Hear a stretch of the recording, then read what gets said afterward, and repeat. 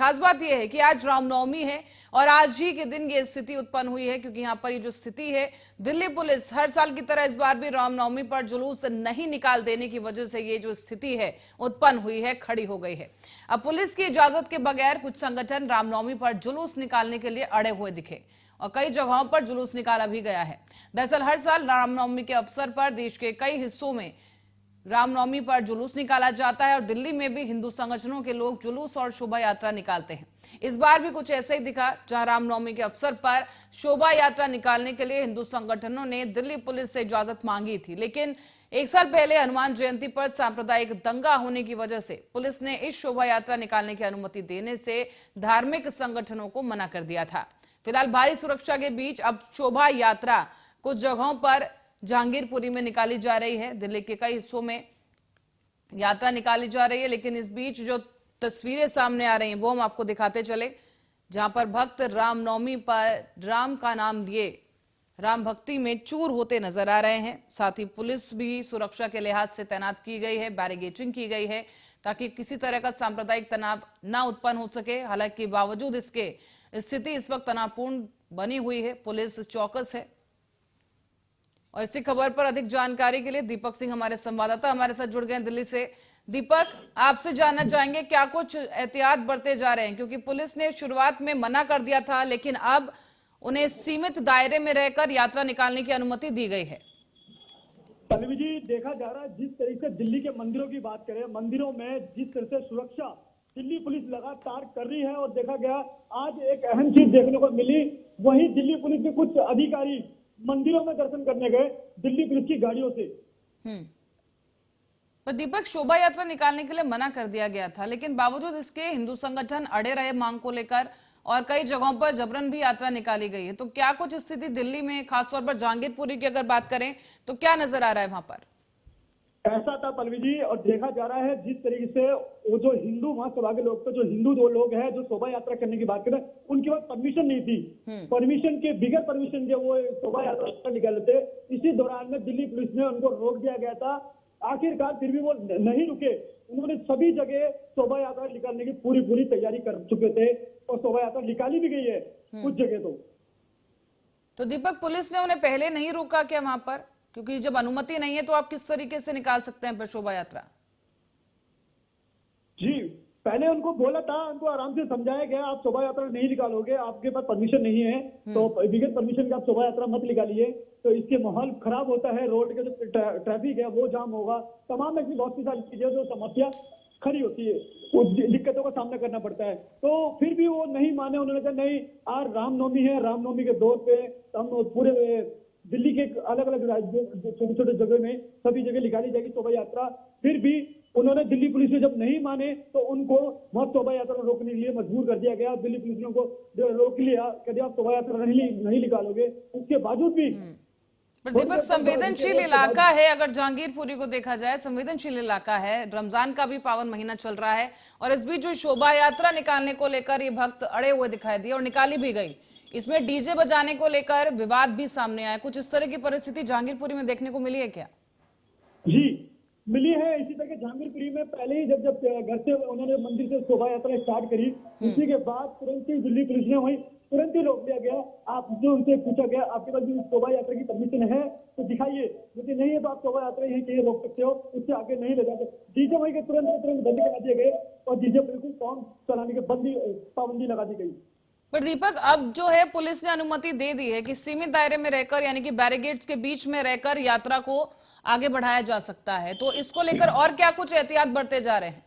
Delhi police ने एक रास्ता दिया गया, उस रास्ते के सिपाही लेके रास्ते को लेकर चल रहे हैं, उस रास्ते के दायरे में रहेंगे, उस रास्ते से बाहर नहीं निकलेंगे। बैरिकेडिंग उस दायरे में रहेगी, उस बैरिकेडिंग के दायरे में चलेंगे, शोभा यात्रा उस दायरे में रहेगी। उससे अधिक बाहर जाते हैं तो शायद उनको दिल्ली पुलिस उनके नाम से कुछ ना कुछ मामला दर्ज हो सकता है। और ड्रोन को लेकर भी यहाँ पर अपडेट थी कि ड्रोन के जरिए नजर रखी जाएगी शोभा यात्रा पे, वहां पर रैपिड एक्शन फोर्स भी तैनात की गई है, उस पर क्या अपडेट है? शोभा यात्रा में देखा गया कुछ जगह दिल्ली पुलिस ने ड्रोन बनाया और बनाने के बावजूद देखा जा रहा है तो दिल्ली पुलिस जिस तरह से निगाह रख रही है तो शायद आने वाले यही वक्त रहेगा। और शोभा यात्रा भी जिस तरह से अलग अलग तरीके से देखते हैं, तो शोभा यात्रा कहीं जो दिल्ली पुलिस की जो बैरिकेडिंग लगी है उससे उल्लंघन तो नहीं कर रहे हैं, उल्लंघन कर रहे हैं तो उनके नाम से भी एफआईआर दर्ज हो सकती है। तो ये दीपक, ये यात्रा आखिर कहां से कहां तक के लिए निकाली जा रही है, जो शोभा यात्रा जहांगीरपुरी से शुरू हुई? जहांगीरपुर से शुरू होकर यात्रा अपने मंदिर स्थान तक लेके जा रहा है। पूरा वो जो पूरा क्षेत्र है उस क्षेत्र को घुमाया जाएगा, उस क्षेत्र के निवासियों को दिखाया जाएगा शोभा यात्रा रामनवमी वाले दिन किस तरह से निकाली जाती है और कैसे निकाली जाती है, कितने लोग उसमें जुड़ते हैं, वो चीजें सारी लोगों से उम्मीद ही रखते हैं। दीपक, और कहाँ कहाँ यात्रा निकाली जा रही है दिल्ली में जहांगीरपुरी के अलावा? बात करते हैं, छतरपुर मंदिर हो गया, अपने तुम्हारा बवाना हो गया, तुम्हारा मदनगिरी हो गया, संगम बिहार होगा, इन एरिया में हमने देखने को शोभा यात्रा देखने को मिली हमें। तो वहां पर किस तरह की परिस्थितियां हैं? क्या वहां पर भी इस तरह का तनावपूर्ण माहौल है और पुलिस किस लिहाज से वहां पर तैनात की गई? लोग बहुत अच्छी तसल्लीपूर्वक से निकाल रहे हैं, कोई उल्लंघन नहीं है, कोई कुछ नहीं है, बिल्कुल तसल्लीपूर्वक चल रहे हैं। और वो पूरी दिल्ली पुलिस की गाइडलाइन के अनुसार चले जा रहे हैं। उनको कोई ऐसा कोई डीजे नहीं, कोई कुछ नहीं, शांतिपूर्वक निकाल रहे हैं। आप एक देखिए गया अहम चीज है, वही दिल्ली कैंट के अंदर सदर बाजार के अंदर हम लोग गए थे, तो वहां हमने देखा, लोगों से बात भी करी। शोभा यात्रा जो शांतिपूर्वक निकाली गई, बड़े धूमधाम से निकाली गई। सिर्फ उनके जो वहाँ मार्केट जो व्यापारी है उन्होंने भी बिल्कुल तसल्लीपूर्वक शोभा यात्रा ली। ट्रैफिक कोई जाम नहीं हुआ, कोई ऐसा कोई जो दिक्कत को सामना करना हुआ, ऐसा कोई ऐसे सामने कोई चीज देखने को नहीं मिली। पर दीपक, क्योंकि ये बड़ा तनावपूर्ण माहौल हो जाता है शोभा यात्रा के दौरान, क्योंकि रमजान का भी महीना चल रहा है, तो क्या पुलिस की तरफ से कोई एडवाइजरी भी जारी की गई थी इससे पहले? नहीं, अभी तो इस बारे में कोई एडवाइस वगैरह जारी नहीं करी है। देखो सर, कुछ यदि ऐसा रहेगा तो जिस हिसाब से रोजे चल रहे हैं, रमजान चल रहे हैं, तो कहीं ना कहीं उस चीज को लेकर सर कोई ना कोई दिल्ली पुलिस गाइडलाइन इशू कर सकती है। और दीपक, डीजे को लेकर, डीजे की जो आवाज है, जो धुन है, उसको लेकर भी विवाद होता है, तो क्या उसकी आवाज कम करने का कोई दायरा सेट किया गया है कि इससे ऊपर आवाज नहीं जाएगी? डीजे के लिए बात कही गई तो ये कह दिया गया है दिल्ली पुलिस ने, साउंड चलाना धीमे आवाज में चलाइए, ज्यादा ओवर आवाज नहीं चलाएंगे। यदि ओवर आवाज चलाते हो तो तुरंत डीजे जो है वो थाने में जमा कर दिया जाएगा, माल खाने में जमा हो जाएगा वो। दीपक, तो बाकी जगहों पर क्या कुछ हाल है? कि वहां पर कोई उपद्रव, इस तरह की घटना सामने आई है दिल्ली में? नहीं, वैसे तो देखा गया माहौल बहुत अच्छा रहा। सभी भक्तुर हो गए, आराम से मैं तसली तो भक्त में निधन में रहे और सब चीजें आराम से तसली गुरु को उन्होंने शोभा यात्रा निकाली। शोभा यात्रा निकालने के बाद लोग इसमें बम करके चले। सब एक चीज देखे गए, मैं फिर वही बात दोहराना चाहूंगा, वही एक चीज देखने को मिली, दिल्ली पुलिस के कुछ अधिकारी दिल्ली पुलिस की गाड़ी के अंदर मंदिरों का दर्शन करने गए, वो बिल्कुल शांतिपूर्वक दर्शन करेगा। यहाँ तक कि परिवार भी है, उनके बच्चे भी रहे, उनकी जो फैमिली होती पूरी रहे और जो अपने परिवार के साथ गए वो। और आज एक अहम दिन ऐसा रहता रामनवमी वाला दिन, तो सभी लोग अक्सर देखते हैं हम लोग, दिल्ली पुलिस हमेशा मंदिरों पर खड़ी रहती है और वो सुरक्षा रखती है, सिर्फ क्यों कोई ऐसी कोई घटना ना हो जाए, ऐसा कोई हादसा ना हो जाए जो यात्रियों को दिक्कत हो। तो दीपक, इस वक्त जो है परिस्थिति हम देख पा रहे हैं, ये आखिर शोभा यात्रा और कितनी देर तक जारी रहेगी? ये देखो अभी जो जारी रहेगी शाम 4 बजे के आसपास या 5 बजे तक रहेगी, उसके बाद ये शोभा यात्रा बंद कर दी जाएगी। जी दीपक, बहुत बहुत धन्यवाद इस तमाम जानकारी के लिए। दर्शकों को एक बार फिर से हम तस्वीरों की ओर ले जाते हैं, जहां पर आप देख सकते हैं कि यहाँ पर राम के झंडे लिए हिंदू संगठन के तमाम जो कार्यकर्ता हैं और तमाम जो श्रद्धालु हैं, जो राम भक्त हैं, इस वक्त सड़कों पर हैं। शोभा यात्रा निकाली जा रही है भगवान राम की, और भगवान राम के नारों से पूरा जो वातावरण है इस वक्त गूंज उठा है। और आप यहाँ पर सुन सकते हैं कि डीजे की थाप के साथ शोभा यात्रा निकाली जा रही है। हालांकि सांप्रदायिक तनाव ना हो, इसके लिए पुलिस और सुरक्षा व्यवस्था को पुख्ता किया गया है। आरएएफ की टीम यहाँ पर तैनात की गई है, रैपिड एक्शन फोर्स, और साथ ही बैरिगेड्स लगा दिए। आपको हम दिखा दें कि ये जो शोभा यात्रा है, जहांगीरपुरी से ये नज़ारा सामने आया है, जहाँ पर आसपास बैरिगेटिंग पुलिस की तरफ से की गई है, ताकि जो श्रद्धालु हैं वो इधर से उधर ना भटके, एक ही रो में चलें, एक लाइन में चलें, और उसके बाद शोभा यात्रा को शांतिपूर्ण तरीके के साथ, पूरी श्रद्धा के साथ निकाला जा सके और किसी तरह का उपद्रव ना हो, इसके लिए भी पुलिस पूरा ध्यान रख रही है। डीजे की ध्वनि पर भी साफ इंस्ट्रक्शंस हैं, एडवाइजरी भी है कि उसकी आवाज़ कम रखी जाए, क्योंकि रमज़ान का भी महीना है। सभी की धार्मिक भावनाओं को ध्यान में रखते हुए पुलिस प्रशासन की ओर से शोभा यात्रा को लेकर ये तमाम इंतजाम किए गए हैं।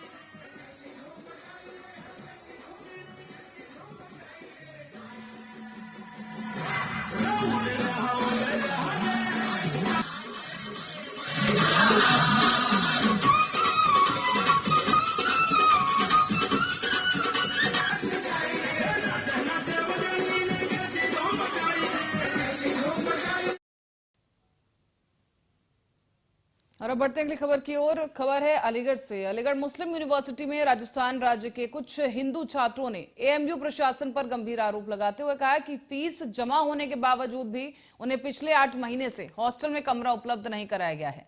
इसी की वजह से वो गार्ड के जर्जर कमरे में रहने के लिए मजबूर हैं। अब हिंदू छात्रों का यह आरोप है कि एएमयू प्रशासन उनके साथ हिंदू छात्र होने के चलते भेदभाव कर रहा है। इस पूरे मामले की शिकायत लेकर हिंदू छात्र बुधवार को जिलाधिकारी कार्यालय भी पहुंचे और एजीएम को यहां पर सिटी कार्यालय पहुंचकर एएमयू के छात्रों ने कहा है कि हम एएमयू में तमाम हॉस्टल्स में ऐसे जूनियर छात्र हैं और बाहरी लोग रह रहे हैं जिनको हॉस्टल आवंटित नहीं हुए। मामले में एएमयू प्रॉक्टर का कहना है कि छात्रों ने उनसे अभी सीधी शिकायत नहीं की है। हो सकता है कि डीएसडब्ल्यू की शिकायत पत्र भेजा गया हो, लेकिन क्योंकि डीएसडब्ल्यू ही अल्टीमेटम देखते हैं और अलॉटमेंट जो है वो भी डीएसडब्ल्यू ही करता है, इसीलिए कहा जाता है कि शिकायत उन्हें अगर आती है तो उस पर कार्रवाई होती है, जांच की जाती है और अब अगर उन पर शिकायत दर्ज कराई जाएगी तो आगे भी कार्रवाई जरूर होगी। तो वहीं इस बीच एडीएम सिटी ने बताया है कि एएमयू के 3 छात्रों ने हॉस्टल को लेकर शिकायत पत्र दिया है। इस मामले में एएमयू प्रशासन से अब बातचीत की जा रही है। जी सर, मेरा नाम राकेश चौधरी है और मैं अलीगढ़ मुस्लिम विश्वविद्यालय में एमएससी का स्टूडेंट हूँ। एग्रीकल्चर ब्रांच से एंटोमोलॉजी से मैं एमएससी फर्स्ट ईयर का स्टूडेंट हूँ। सेकंड सेमेस्टर में मैं क्या परेशानी आ रही है? जी सर, हमारे को प्रॉब्लम ये है कि हमको रूम अलॉट हो नहीं रहा है। जो हमारे जूनियर और हमारे जो सहपाठी थे, जो अलग समुदाय से बिलोंग करते थे, उनको सबको रूम मिल रहा है, हमारे को रूम नहीं मिल रहा है। हमारे को साफ साफ बोला जा रहा है कि आप बाहर जाकर रहो, यहाँ पर आपके लिए रूम नहीं है। क्या वजह? हम हिंदू है, बस मेन वजह यही है सर।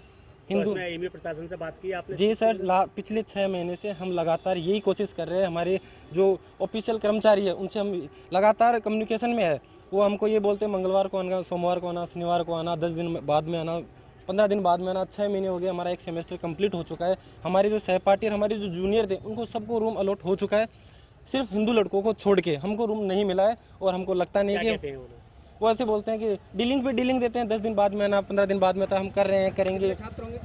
सैकड़ों छात्र हैं सर, जिनमें से मोस्टली है वो यह 3 बच्चों द्वारा जो है एक प्रार्थना पत्र दिया गया है। यूनिवर्सिटी से इसकी जांच कराई जाएगी, उस हेतु संदर्भित कर दिया गया। क्या एलिगेशन लगाया सर? एलिगेशन क्या है? हॉस्टल की बताया गया कि फ़ीस जमा है, अभी हॉस्टल नहीं मिल पाया है और हॉस्टल की उपलब्धता रहेगी तो उनको हॉस्टल मिलेगा, नियमानुसार वो विश्वविद्यालय प्रशासन उन्हें देगा। कहाँ के छात्र थे सर ये? जी सर, मेरा नाम राकेश चौधरी है और मैं अलीगढ़ मुस्लिम विश्वविद्यालय में एमएससी का स्टूडेंट। हाँ, अभी हमारे पास भी ये खबर टेलीफोन से आई है कि कुछ लड़के डीएम साहब के पास गए हैं अपना शिकायत लेकर के कि उनको हाल अलॉट नहीं हो रहा। हालांकि इसकी जानकारी हमारे पास नहीं है, ना हमारे यहाँ कोई ऐसी कोई शिकायत आई है।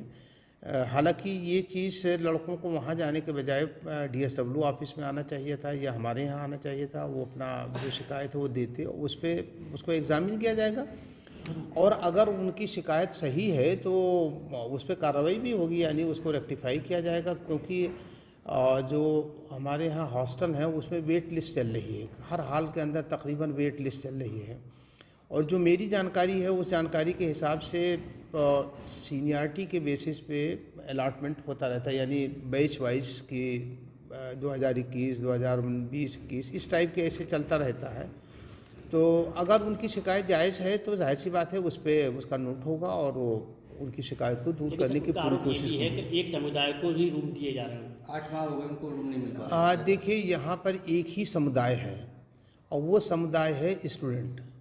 हम स्टूडेंट को ही, सभी स्टूडेंट को एक समुदाय मानते हैं और उस समुदाय के अंदर कोई डिवीज़न या कोई बाइफर्केशन। जी सर, मेरा नाम इंद्राज बिश्नोई है और मैं राजस्थान से हूँ और हम यहाँ अलीगढ़ मुस्लिम विश्वविद्यालय के अंदर एमएससी एग्रीकल्चर प्लांट पैथोलॉजी के मतलब छात्र हैं। और हमारी डिमांड ये है सर कि हम जिस हॉस्टल में रह रहे हैं उस हॉस्टल में हमारी जो फीस है, हॉस्टल की फ़ीस है वो हमारी पहले ही कट चुकी है, लेकिन हमें हॉस्टल अलॉटमेंट होने के बावजूद भी हमें रूम नहीं दिया जा रहा। हम अभी सेकेंड सेमेस्टर के छात्र हैं, मतलब 6 महीने निकाल चुके हैं, लेकिन फिर भी हमें अभी तक रूम अलॉटमेंट नहीं हुआ है। तो हमारी डिमांड ये है कि हमें रूम दिया जाए। हम कलेक्ट्रेट ऑफिस आए हैं और कलेक्ट्रेट सर को भी एक हम लिखेंगे और उसके अलावा हमने पीएमओ को भी एक लेटर लिखा है और प्रोटेक्टर सर को भी लिखा है। इसके अलावा हम डीएसडब्ल्यूआर में भी पहले ये मांग कर चुके हैं कि हमें रूम दिया जाए, लेकिन हमारी इस बात पे कोई सुनवाई नहीं की जा रही। वजह क्या है इसकी? वजह सर, मेन वजह यही है कि हमें कई बार तो ऐसा प्रतीत होता है कि हम हिंदू हैं, मेन वजह तो सर यही है, क्योंकि जिस हॉस्टल में हम रह रहे हैं वहाँ कुछ छात्र हैं जो इलीगल रह रहे हैं, क्योंकि कुछ कम उम्र के लड़के जो इंट्रेंस टेस्ट की तैयारी कर रहे हैं वो बिल्कुल इलीगल है। उनका ना तो इस यूनिवर्सिटी के अंदर इनरोलमेंट है, ना वो इस यूनिवर्सिटी के अभी फिलहाल छात्र हैं, फिर भी वो उनको रूम अलॉटमेंट किया जा रहा है, लेकिन हमें रूम अलॉटमेंट नहीं मिला। मेन वजह यही है सर। क्या हिंदू होना आपके लिए गुनाह है? सर ये गुनाह है, इसीलिए हम यहाँ आए हैं, क्योंकि साफ साफ हमें प्रतीत हो रहा है ऐसा, क्योंकि हमारे जो भी सहपाठी है और हमारे जो भी जूनियर है उन सबको रूम मिला जा रहा है जो अलग समुदाय से बिलोंग करते हैं, लेकिन हम जितने भी यहाँ 14-15 छात्र आए हैं और ऐसे सैकड़ों छात्र हैं जो मतलब हमें रूम नहीं मिला, वो सिर्फ और सिर्फ हिंदू ही है जो आपको दिखेंगे जिन। तो आपने सुना कि यहाँ पर छात्रों का क्या कुछ कहना है। अब हमारे संवाददाता शेजी सिद्दीकी हमारे साथ फोन लाइन पर जुड़ गए हैं, उनसे जानेंगे। मोहम्मद शेजी सिद्दीकी, आपकी तरफ से मैं जानना चाहूंगी कि क्या वहां पर परिस्थितियां हैं छात्रों का और क्या कुछ कहना है। पल्लवी बता दूं, ये पूरा मामला अलीगढ़ मुस्लिम विश्वविद्यालय का है, जहाँ MSc एग्रीकल्चर के छात्र इंद्राज बिश्नोई ने जानकारी देते हुए बताया कि राजस्थान के रहने वाला हूँ और अलीगढ़ मुस्लिम विश्वविद्यालय में एग्रीकल्चर का स्टूडेंट हूँ। एडमिशन लिया है 8 महीने पहले उन्होंने, तो ये एडमिशन 8 महीने लेने लिया है और इनका जो डिमांड है कि हमको रूम अलाउड नहीं होता, और अलीगढ़ मुस्लिम विश्वविद्यालय में रूम अलाउड सीनियरिटी की बेस पर होता है। जी पल्लवी, पर शेजी आप कह रहे हैं कि सीनियरिटी के बेस पे होता है, लेकिन छात्रों को हमने भी सुना, उनका ये कहना है कि उनसे जो जूनियर छात्र हैं जो किसी और समुदाय के हैं उन्हें रूम अलॉट कर दिया गया है, लेकिन इनसे फीस ले ली गई है रूम अलॉटमेंट की, लेकिन रूम अभी तक अलॉट नहीं हुआ है। पूरा 1 सेमेस्टर बीत चुका है, 6 महीने हो चुके हैं। पल्लवी, प्रॉक्टर वसीम अली द्वारा बताया गया है कि संबंधित छात्र द्वारा जिसको सिक्योरिटी गार्ड के कमरे में रहने की बात बताई गई है वह उन्हें आवंटित नहीं है, न ही इसका आवंटन किया जाता है, बल्कि छात्रों निरंतर व्यक्तिगत अनुरोध पर मोहम्मद हबीब और प्रबंधक द्वारा उन्हें वहां रहने की अनुमति दी गई है। लेकिन ये देरी क्यों हो रही है शेजी? छात्र कह रहे हैं कि उनसे अगर फीस ले ली गई है तो उन्हें रूम अलॉट कर देना चाहिए, लेकिन 6 महीने बीत चुके हैं, रूम अभी तक अलॉट नहीं किए गए हैं, तो किसकी तरफ से ये लापरवाही है? पल्लवी, लापरवाही किसी की तरफ से नहीं है। रूम जो अलाउड होते हैं एमयू में वो काफी वेटिंग में चल रहे हैं, रूम की कमी है। जो सीनियरिटी बेसिस होते हैं उसके हिसाब से रूम अलाउड होता है। अभी इन्होंने 8 महीने पहले एडमिशन लिया है, उससे पहले भी जो बच्चों ने एडमिशन लिए वो भी अभी वेटिंग में चल रहे हैं, वेट लिस्ट में चल रहे हैं, रूम की कमी है। तो शेजी ऐसी परिस्थिति में जो कॉलेज है, जो यूनिवर्सिटी है, उनकी क्या भूमिका रहती है कि वो किस तरीके से इनका इंतजाम करते हैं कि ये लोग रह पाए? क्योंकि इनका कहना है कि मजबूरन इन लोगों को रहना पड़ रहा है वहां पर स्टाफ के क्वार्टर्स में कहीं। विश्वविद्यालय वरिष्ठ अधिकारी द्वारा से वार्ता क्रम में छात्रों द्वारा बताया गया उनके किसी सहपाठी संपादक की घटना नहीं है, तथा समाचार इसे पढ़कर लिखा गया कि तथ्य की पुष्टि पर विश्वविद्यालय मेडिकल कॉलेज से भी की गई है, जहां विगत दिनों माह में किसी छात्र को संपादक उपचार हेतु लाया गया। जहां तक हॉस्टल की शुल्क की बातें समाचार प्रदर्शित किया गया, उसके अलावा जो शुल्क वाली बात करें, शुल्क तो जमा हो चुका है, लेकिन इनको जो हबीब हॉल में रहने के लिए रूम अलाउड दिया गया है। जी पल्लवी, पर यहाँ पर शेजी काफी सारे छात्र ऐसे हैं जो दिख रहे हैं कि उन्हें रूम अलाउड नहीं हुआ है तो वो परेशान है, उनकी पढ़ाई पर भी इससे असर पड़ रहा है। तो जो यूनिवर्सिटी प्रशासन है, जो एडमिनिस्ट्रेशन है, उनकी तरफ से क्या कुछ कहना है कि और कितना इंतजार इन छात्रों को करना पड़ेगा? पल्लवी, अलीगढ़ मुस्लिम यूनिवर्सिटी का एक प्रोटोकॉल है जो सीनियरिटी बेस होती है। मैं आपको दोबारा फिर बता रहा हूँ, सीनियरिटी बेस के लेवल पर वहां पे रूम अलाउड होते हैं। ये अभी 8 महीने हुए इन छात्रों का, इससे पहले भी छात्र है उनको भी रूम अभी अलाउड नहीं हो पाए हैं, रूम की कमी चल रही है। प्रशासन द्वारा बताया गया है जांच। पर शेजी उस कमी को दूर करने के लिए प्रशासन कर क्या रहा है? क्योंकि अगर बच्चे पढ़ने वहां पर आए हैं, रूम उन्हें नहीं मिलेगा तो वो क्या सड़कों पे सोएंगे, कहाँ सोएंगे और कहाँ बैठ के पढ़ाई करेंगे? तो इसकी जिम्मेदारी किसकी बनती है? और अगर रूम नहीं था उनके पास तो पैसे क्यों ले लिए गए इन छात्रों से? मुस्लिम विश्वविद्यालय द्वारा पैसे जो लिए गए हैं वो इनको रूम अभी अलाउड नहीं किया, लेकिन इनको हबीब हॉल में रहने के लिए रूम दे दिया गया है। पल्लवी, इन छात्रों का फिर क्या कहना है, क्यों परेशान है जब अगर वेटिंग लिस्ट में इनका नाम है? तो पहले तो मैं आपसे ये पूछना चाहूंगी कि कितने छात्र अभी वेटिंग में हैं जिन्हें रूम नहीं मिला है? कुल मिलाकर क्या कितनी संख्या है? अलीगढ़ एडमिनिस्ट्रेशन वो मुस्लिम विश्वविद्यालय से बात की गई है, उन्होंने बताया कि अभी बहुत से छात्र ऐसे हैं, लेकिन उन्हें काउंटिंग कुछ नहीं बताई गई है कि बहुत से छात्र हैं, अभी रूम अलाउड नहीं हुआ है। लेकिन मुस्लिम विश्वविद्यालय द्वारा ये भी बताया गया है कि इन बच्चों को जो भी 2023 में, 22 में और 23 में जिन्होंने एडमिशन लिए उनको हबीब हॉल में कमरे देने की बात की गई है। तो यहाँ पर शेजी, क्योंकि ये छात्र जो हैं डीएम ऑफिस भी पहुंच गए हैं, एडीएम से इन्होंने गुहार लगाई है, तो उनकी तरफ से, प्रशासन की तरफ से क्या कुछ इन्हें आश्वासन दिया गया है?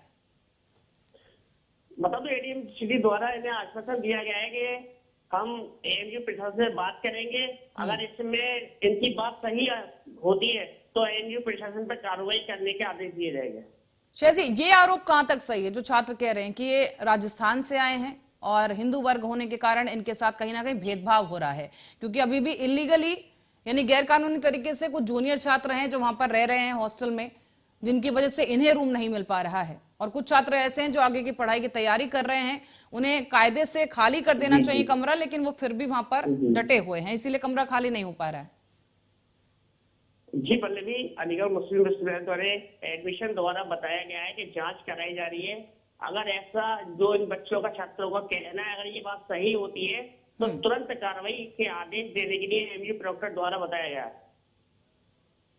और एडीएम से जो इन्होंने शिकायत की, क्योंकि पीएमओ तक भी इन्होंने अपनी शिकायत पहुंचाई है और डीएसडब्ल्यूआर में भी शिकायत पहुंचाई है, तो इस पर आपका क्या कुछ कहना है? अलीगढ़ मुस्लिम विश्वविद्यालय द्वारा, प्रवक्ता द्वारा बताया गया पल्लवी कि ये सीधे हमारे पास नहीं है, सीधे एडीएम सिटी के पास गए। अगर कोई दिक्कत या कोई परेशानी थी पहले हमसे मिलते, हमें अवगत कराते, अगर हम उनकी कोई बात नहीं सुनते तो आगे अपनी कार्रवाई को ले जाते। तो शायद छात्रों का इस पर क्या कहना है कि वाकई उनकी तरफ से प्रशासन, जो कॉलेज का एडमिनिस्ट्रेशन है, उन्हें कोई सूचना नहीं दी गई, उन्हें जानकारी नहीं दी गई, या ये प्रशासन अपना पल्ला झाड़ रहा है? नहीं, तो प्रोफेसर है, प्रॉक्टर है, वसीम अली द्वारा उनसे बात की, उन्होंने साफ कहा है कि हमें कोई जानकारी नहीं है, ना ही हमारे पास ये छात्र आए, अगर हमारे पास छात्र आते तो हम बात करते। और छात्रों का क्या कहना है इस पर? छात्रों का कहना है कि जो भी है उनकी पीड़ा, उन्होंने अपनी पीड़ा रखी है एडीएम सिटी से और बोला है कि हम सर सीएम को भी ज्ञापन लिखेंगे। तो यहाँ झूठ कौन बोल रहा है शेजी? अगर छात्र कह रहे हैं कि उन्होंने अपनी समस्या बताई है और प्रशासन कह रहा है कॉलेज का, यूनिवर्सिटी का, कि हमें पता नहीं है, तो यहाँ पर दोषी कौन है? पल्लवी, यहाँ पर जांच की बात सामने आ गई है अलीगढ़ मुस्लिम विश्वविद्यालय द्वारा और एडीएम सिटी द्वारा। उन्होंने कहा है जांच कराई जाएगी, जो भी दोषी होगा उसके खिलाफ सख्त कार्रवाई की जाएगी और बच्चों के साथ नाइंसाफी नहीं होगी। और एक बात और बहुत बड़ी बात कह दी कि यहाँ पर कोई ना हिंदू है, ना मुस्लिम है, ना कुछ सिख है, यहाँ पर जो भी है वो इसका एक तरह में छात्र, सिर्फ छात्र। ये पल्लवी, तो शेजी, अब इन छात्रों का आगे क्या कदम होने वाला है? क्योंकि इन्होंने अपने शिकायती पत्र दे दिए हैं, एडीएम इस वक्त जांच कर रहे हैं, लेकिन फिलहाल जो समस्या छात्रों के सामने है वो अभी भी वैसी की वैसी है कि उन्हें रूम अलॉट नहीं किया गया है। तो अब ये छात्र आखिर क्या करेंगे आगे? जी पल्लवी, प्रोफेसर प्रवक्ता द्वारा बताया गया है कि 2 दिन में जांच के आदेश दे दिए, 2 दिन में जांच आएगी, उसके बाद जो भी निर्णय होगा वो लिया जाएगा। जी शेजी, और ये छात्र जो हैं इस वक्त कहां पर रुके हुए हैं? छात्र, इनका जो आरोप है कि हम गार्ड रूम में रुके हुए, लेकिन इनको हबीब हॉल में कमरा दे दिया गया है कि आप यहाँ पर रह लीजिए। उनका जो आरोप है वो बोल रहे हैं कि हम गार्ड रूम में रह रहे हैं, लेकिन ऐसा कहीं नहीं है। एमयू प्रशासन से इसको नकारा है, इनको हबीब हॉल में जगह दे दी गई है। पर शेजी, क्या ये संभव है कि इतने सारे छात्र जो पढ़ने के लिए आए हैं यूनिवर्सिटी में, उन्हें अगर कमरा नहीं मिलता है तो वो सीधा पुलिस के पास क्यों जाएंगे? वो पहले प्रशासन के पास तो गए होंगे ना, एडमिनिस्ट्रेशन के पास गए होंगे, तो उन्हीं के स्तर पर इस समस्या का निदान कुछ क्यों नहीं किया गया, या कहीं और इनके रुकने की व्यवस्था नहीं की गई? ये मतलब भी अलीगढ़ मुस्लिम विद्यालय को बिल्कुल भी जानकारी नहीं है इन छात्रों की। इन्होंने कहीं भी कोई शिकायती पत्र अलीगढ़ मुस्लिम विश्वविद्यालय के रहे किसी प्रवक्ता को दिया, न किसी एडमिशन को दिया, डायरेक्ट एडीएम सिटी के यहाँ चले गए। ये कहीं ना कहीं एक सोची फंसी रणनीति भी हो सकती है कि अलीगढ़ मुस्लिम विद्यालय को बदनाम करने की। तो शायद अब और छात्रों को और क्या क्या समस्या वहां पर आ रही है? अभी तक तो पल्लवी यही समस्या आई है इन छात्रों को। वैसे सब बिल्कुल अलीगढ़ मुस्लिम विद्यालय सही चल रहा है। इन छात्रों ने जो आरोप लगाए कहीं ना कहीं अलीगढ़ मुस्लिम विद्यालय को बदनाम करने की भी साजिश हो सकती है। अब देखने वाली बात है पर अगर क्या निर्णय आता है। पर शेजी, अगर उन्हें रूम नहीं मिला है तो इसमें कौन सी साजिश है? वो तो साफ है ना, वो तो कागजात पर लिखा हुआ है कि इन्हें रूम अलॉट नहीं किए गए हैं। तो ये जानबूझकर तो छात्र निकले नहीं है ना गार्ड रूम में रहने के लिए। पल्लवी, एक कोई भी विश्वविद्यालय उसका प्रोटोकॉल होता है, वो प्रोटोकॉल से अपने विश्वविद्यालय चलाते हैं। वही विश्वविद्यालय अलीगढ़ मुस्लिम विश्वविद्यालय चला रही है कि सीनियरिटी की बेस पर ये नहीं कि आप अभी आए और आपको रूम अलाउड कर दिया गया। वेटिंग चल रही है, बहुत से छात्र है वो भी वेटिंग में है, सीनियरिटी के बेस पर यहाँ पे एडमिशन होता है। तो शहजी, क्या ऐसा भी है कि हॉस्टल में जो और छात्र रह रहे हैं तो एक कमरे में जरूरत से ज्यादा छात्र रह रहे हों? क्योंकि अगर रूम की कमी है, अलॉटमेंट नहीं हो पा रहा है, तो छात्रों की संख्या तो क्योंकि बढ़ी है, तो ऐसे में क्या ऐसा भी हो रहा है कि जो छात्र वहां पर पहले से ही रह रहे हैं एक कमरे में, जो तय सीमा होती है उससे ज्यादा छात्र रहना पड़ रहा हो? मतलब ऐसी कोई जानकारी नहीं मिल पाई। ऐसी अगर जानकारी मिल रही है तो हम एडमिशन से बात करेंगे, लेकिन हम वहाँ गए सब सही चल रहा, बस जिन्हीं छात्रों की ये शिकायत अभी आई है, इन्होंने जो आरोप लगाए हैं, फिर हमने मुस्लिम विश्वविद्यालय में गए, वहाँ पर हमने जाके जानकारी करी ग्राउंड जीरो पर, लेकिन ऐसा कुछ देखने को नहीं मिला अभी। तो शायद कोई अपडेट है कि प्रशासन कब तक ये निर्धारित कर पाएगा या उन्हें बता पाएगा कि इस समय तक रूम अलॉट हो जाएंगे? प्रशासन द्वारा जो बात की गई है अलीगढ़ मुस्लिम विद्यालय की, तो उन्होंने कहा है कि सीनियरिटी की बेस पर होता है रूम अलाउड, और जैसे भी कोई जो बच्चों ने शिकायत की है, अगर हमारे पास पत्र आता है हम इनसे बात करेंगे, शेड्यूल से बात करेंगे, और जो भी सही निर्णय होगा उसको लिया जाएगा। अगर कोई कमी पाई जाती है अलीगढ़ मुस्लिम विद्यालय की एडमिशन के अंदर, तो उन पर कार्रवाई की जाएगी। मोहम्मद शहजी, अब तक इन छात्रों ने और कहां पर शिकायत दी है? एक तो एजीएम को दे दी गई शिकायत, पीएमओ दे दी गई है, और कहां इन्होंने अपनी शिकायत पहुंचाई है? मतलब यही 2 जगह इन्होंने शिकायत पहुंचाई है। क्या सीएम योगी से भी गुहार लगाई गई है? पत्र लिखा है, लेकिन अभी उनका आगे का जो भी है वो उन्होंने कुछ बताया नहीं है, क्या निर्णय है उनका। अब देखते हैं, देखने वाली बात है अलीगढ़ मुस्लिम विश्वविद्यालय को रूम अलाउड कराता है, ये क्या जांच होती है या कार्रवाई होती है।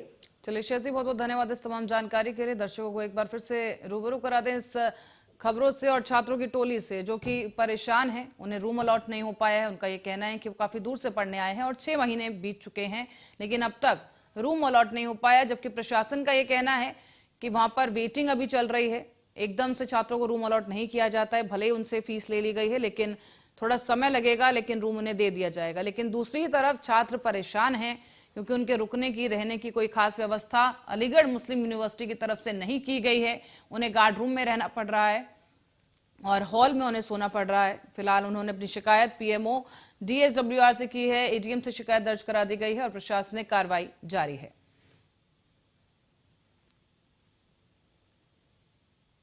और इस बीच योगी सरकार की मंशा के अनुरूप जिलाधिकारी माला श्रीवास्तव ने रामनवमी के अवसर पर शहर में आईटीआई में स्थित अष्टदात्री दुर्गा मंदिर में पहुंचकर विधि विधान के साथ देवी मां मंदिर में पूजन अर्चन किए हैं। साथ ही रामचरितमानस का पाठ भी किया गया। इस बीच जिला प्रशासन की तरफ से रामचरितमानस का पाठ करने से उत्साहित हुए स्थानीय लोगों ने योगी सरकार की जमकर सराहना की है। कहा यह भी गया कि जिस तरीके से योगी सरकार लोगों में धर्म के प्रति जागरूकता फैला रही है, उससे आने वाली पीढ़ियां हमारी संस्कृति और संस्कारों से विमुख नहीं होगी। इस मौके पर सीडीओ पूजा यादव भी मौजूद रहीं और आपको ये बता दें कि जिले में चिन्हित किए गए सभी 20 मंदिरों में रामचरितमानस का पाठ कराया जा रहा है। ये पाठ जो है वो शाम को रामनवमी के अवसर पर भगवान श्री राम की शोभा यात्रा भी निकालने के बाद संपन्न कराया जाएगा। ये तस्वीरें हम आपको लाइव दिखा रहे हैं कि यहाँ पर पाठ हो रहा है और जहां पर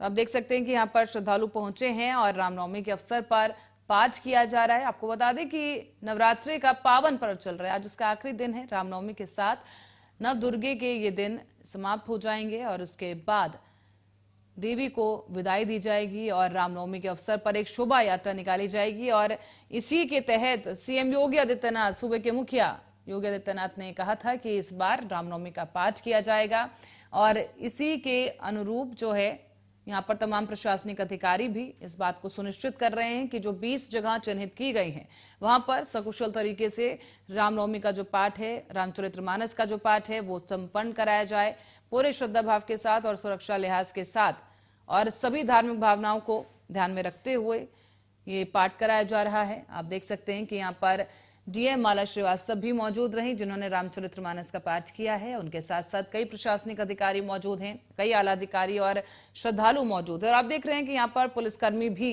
तैनात किए गए हैं ताकि शांतिपूर्ण तरीके के साथ, पूरी श्रद्धा के साथ पाठ किया जा सके।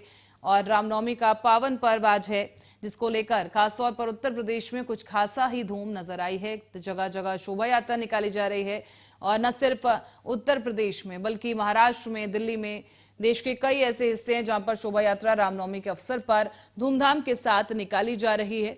और इस बीच डीएम ने भी रामचरितमानस का पाठ किया है। उनके साथ तमाम जो उनके अधिकारी हैं वो भी मौजूद रहे और कई श्रद्धालु यहाँ पर रामचरितमानस के पाठ का आनंद लेते हुए देखे जा रहे हैं। बुजुर्ग भी यहाँ पर हैं, बच्चे भी हैं। और ओम शंकर शुक्ला हमारे संवाददाता हमारे साथ रायबरेली से जुड़ गए हैं फोन लाइन पर। उनसे जानेंगे कि क्या कुछ वहां पर स्थिति देखने को मिल रही है, किस तरह का उत्साह लोगों में है। ओम शंकर, रामचरितमानस का पाठ जो है सीएम योगी ने पहले ही आदेश दिए थे और अब उनके आदेश के अनुसार रामचरितमानस के पाठ करवाए जा रहे हैं। आपसे जानेंगे कि क्या कुछ वहां पर माहौल देखने को मिला।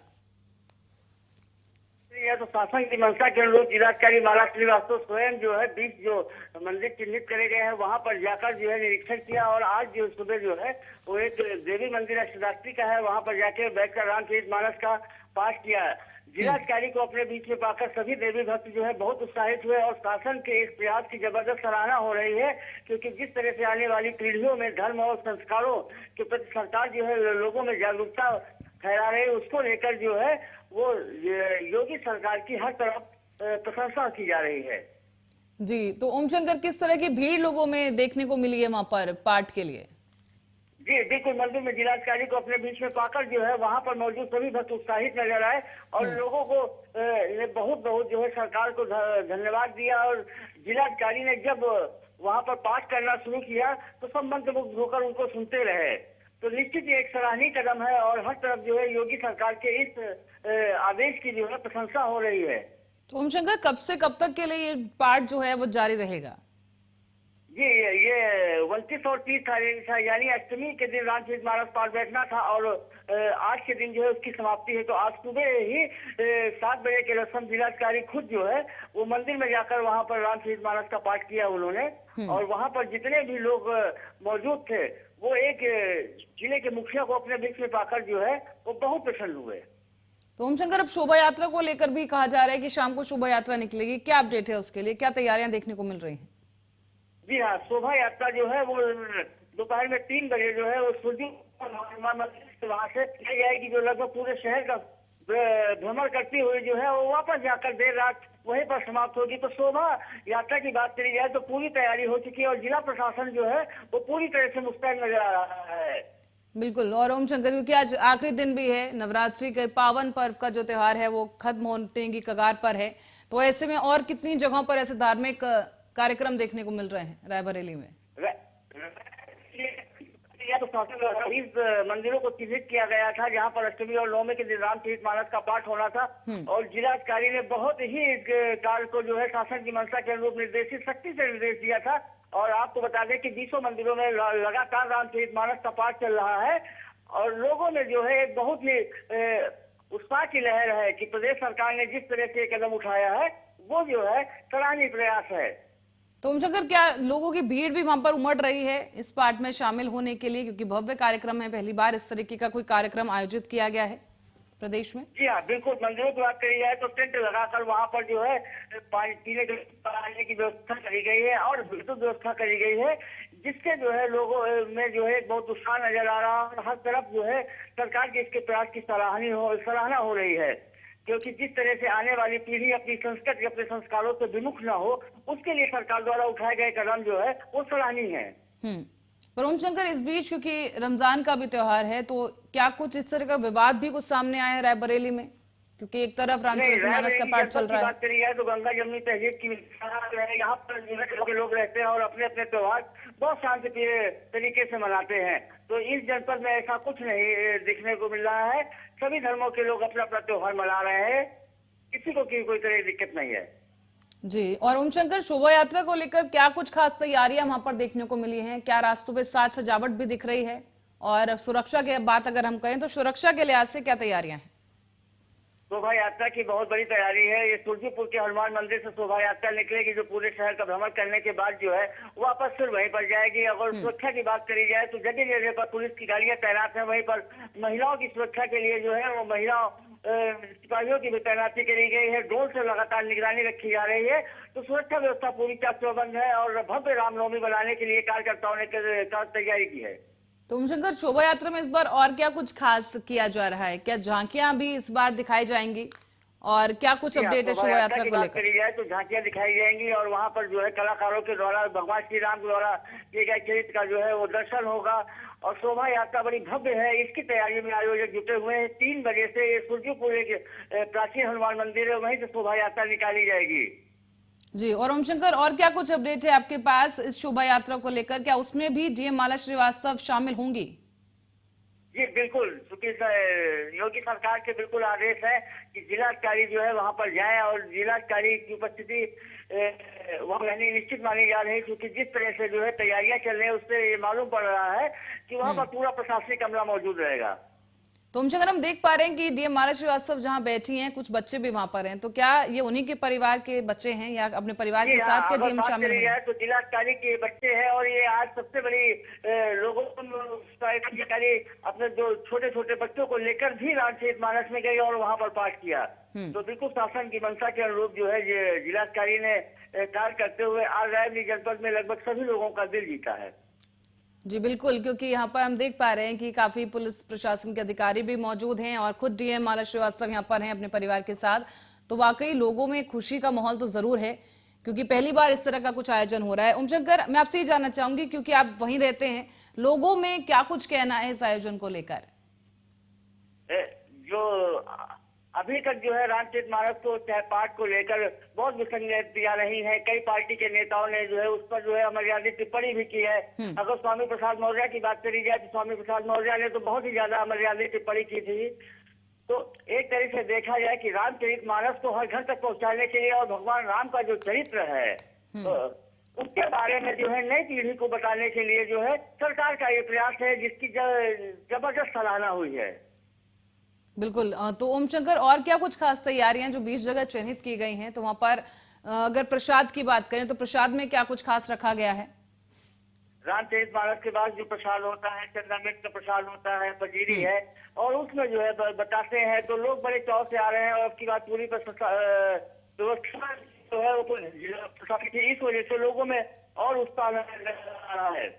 जी चलिए, ओमशंकर शुक्ला, बहुत बहुत धन्यवाद आपका इस जानकारी के लिए। दर्शकों को बता दें कि काफी धूमधाम के साथ आज रामनवमी का दिन यहाँ पर मनाया जा रहा है। उत्तर प्रदेश में खास तौर पर शोभा यात्रा निकाली जाएगी और उससे पहले रामचरितमानस का पाठ हो रहा है, जिसमें लोग अपने बीच प्रशासन के एक बड़े अधिकारी को देखकर काफी खुश हैं। आपको बता दें, रायबरेली की डीएम माला श्रीवास्तव खुद रामचरितमानस का पाठ करते हुए अपने परिवार के साथ यहाँ पर देखी गई हैं और इसी के साथ ही एक भव्य शोभा यात्रा भी निकाली जाएगी, जिसमें पुलिस ने पूरी व्यवस्था की है, चौक चौबंद सुरक्षा व्यवस्था की गई है। और इसी बीच अब रुक करेंगे इंदौर का, जहां रामनवमी पर एक बड़ा हादसा हो गया है। स्नेहनगर के पास की घटना है, जहां पटेल नगर में श्री बेलेश्वर महादेव झूलेलाल मंदिर पर बावड़ी की छत धंसने की वजह से 25 से अधिक लोग बावड़ी में गिर गए हैं। इस बावड़ी में गिरे लोगों को बचाने का प्रयास लगातार जारी है। कुछ लोगों को बाहर भी निकाल लिया गया है, लेकिन खबर को लगातार अपडेट किया जा रहा है। आपको बता दें कि मध्य प्रदेश के इंदौर से खबर सामने आई है, जहां पर यह बताया जा रहा है कि स्नेहनगर में स्थित एक कुआं था जो कि धंस गया और इसमें करीब कम से कम 50 लोग कुएं में गिरे। और प्रत्यक्षदर्शियों के मुताबिक हादसा हवन के दौरान हुआ है, जहां 25 से ज्यादा लोग बावड़ी की छत पर बैठे हुए थे और तभी ज्यादा वजन होने की वजह से उसकी छत टूट गई और कई लोग ऐसे थे जो नीचे गिर गए। घटनास्थल पर कलेक्टर, पुलिस कमिश्नर समेत कई अन्य प्रशासनिक अधिकारी भी मौजूद इस वक्त हैं और राहत बचाव कार्य किया जा रहा है। तस्वीरें हम आपको दिखा रहे हैं स्नेहनगर से, जहां पर आप देख सकते हैं कि कुआं है जो कि धंस गया है। उसकी दीवार धंसने की वजह से कई लोग इस कुएं में जा गिरे हैं और हवन के दौरान यह हादसा हुआ है। फिलहाल पुलिस का एक अमला यहां पर मौजूद है, बचाव कार्य किया जा रहा है। कई लोगों को बाहर निकाला गया है और कई लोगों को बाहर निकालने के लिए जद्दोजहद पुलिस कर रही है। और यहाँ आप देख सकते हैं कि रामनवमी का एक पावन पर्व आज के दिन रहा और इसी के लिए भक्त दूर दूर से यहाँ पर आए थे भगवान के दर्शन करने के लिए, लेकिन इस दौरान एक बड़ा हादसा हो गया है। यहाँ आपको बता दें कि करीब 25 लोग इस कुएं के आसपास बैठे थे। इसके ऊपर यहाँ पर दीवार थी, उस पर बैठे हुए थे कुछ लोग, और वजन ज्यादा होने की वजह से अनुमान ये लगाया जा रहा है कि उसी वजह से कुआं धंस गया और दीवार टूट गई और लोग कुएं के अंदर जा गिरे हैं, जिन्हें अब पुलिस बाहर निकालने की कोशिश कर रही है। आप देख सकते हैं कि रस्सी के सहारे पुलिसकर्मी इन तमाम लोगों को बाहर ऊपर खींचने की कोशिश कर रहे हैं और पुलिस की एक पूरी बड़ी टीम यहां पर मौजूद है। राहत बचाव कार्य लगातार जारी है। बैलेश्वर महादेव मंदिर की ये एक घटना है जहां बावड़ी की छत धंसने की वजह से कई लोग उसमें जा गिरे हैं। करीब 50 लोग बताए जा रहे हैं अनुमानित तौर पर जो यहां पर गिरे हैं, जिनमें से कई लोगों को बाहर खींच लिया गया है, निकाल लिया गया है, लेकिन अभी भी बचाव कार्य जारी है। आप देख सकते हैं कि यहाँ पर पुलिस की टीम मौजूद है और क्योंकि रमजान का भी महीना है, ऊपर से रामनवमी का जो पर्व है उसको लेकर सुरक्षा के लिहाज से भी मंदिरों में पुलिस फोर्स तैनात की गई थी। इस लिहाज से जल्दी ही राहत बचाव कार्य शुरू कर लिया गया है। फिलहाल आपको बताते चलें कि राहत बचाव कार्य जोरों शोरों से जारी है। आप देख सकते हैं कि रस्सी के सहारे लोगों को खींचने की प्रयास किया जा रहा है। यहाँ पर चद्दर का भी इस्तेमाल यहाँ पर कर रहे हैं पुलिसकर्मी और कोशिश यही की जा रही है। स्पीकर भी यहाँ पर एक पुलिसकर्मी के हाथ में है और वो लाउड स्पीकर के जरिए लोगों से शांति बनाए रखने के लिए भी कह रहे हैं, क्योंकि इस वक्त अफरा तफरी का माहौल है इंदौर में।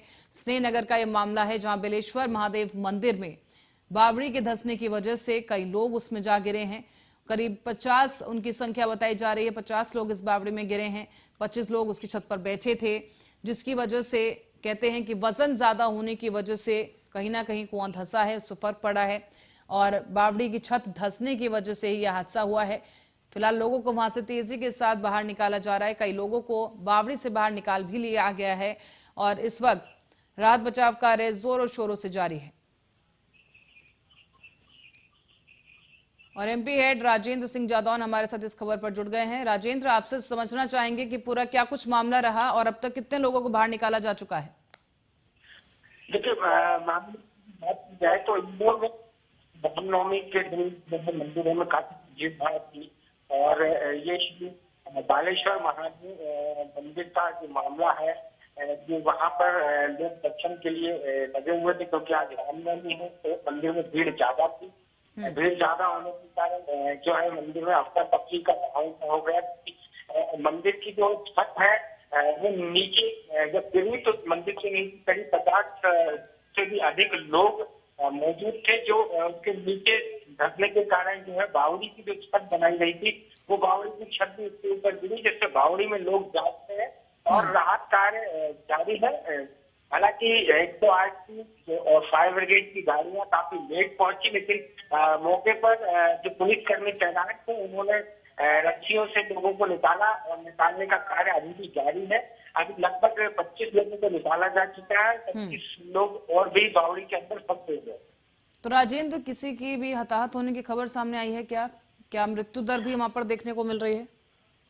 अभी तक प्रशासनिक तौर पर किसी के हताहत तो हमें कोई भी खबर जो है बाहर नहीं आई।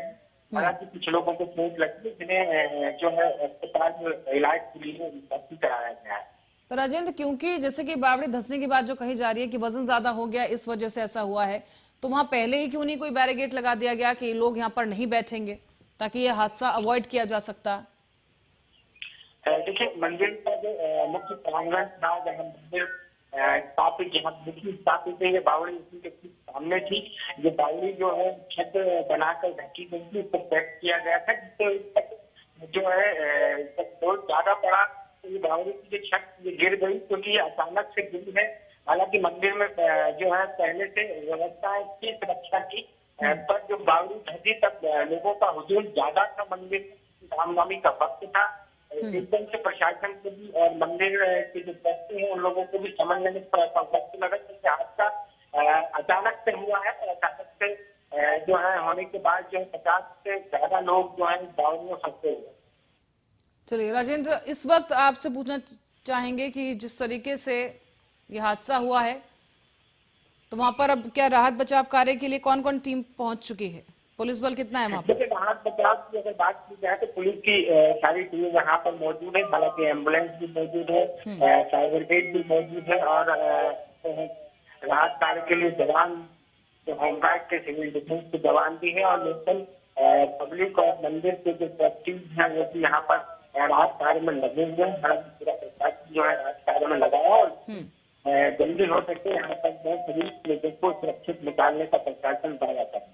चलिए राजेंद्र, बहुत बहुत धन्यवाद इस तमाम जानकारी के लिए। दर्शकों को बता दें कि इस वक्त जैसे कि हमारे ब्यूरो हेड ने भी बताया है कि बचाव कार्य वहां पर किया जा रहा है, पुलिस की तमाम टीमें मौजूद हैं और करीब 25 लोगों को फिलहाल बावड़ी से बाहर निकाल लिया गया है, बाकियों को बाहर निकालने की जद्दोजहद जारी है। और ब्यूरो रिपोर्ट में आज मेरे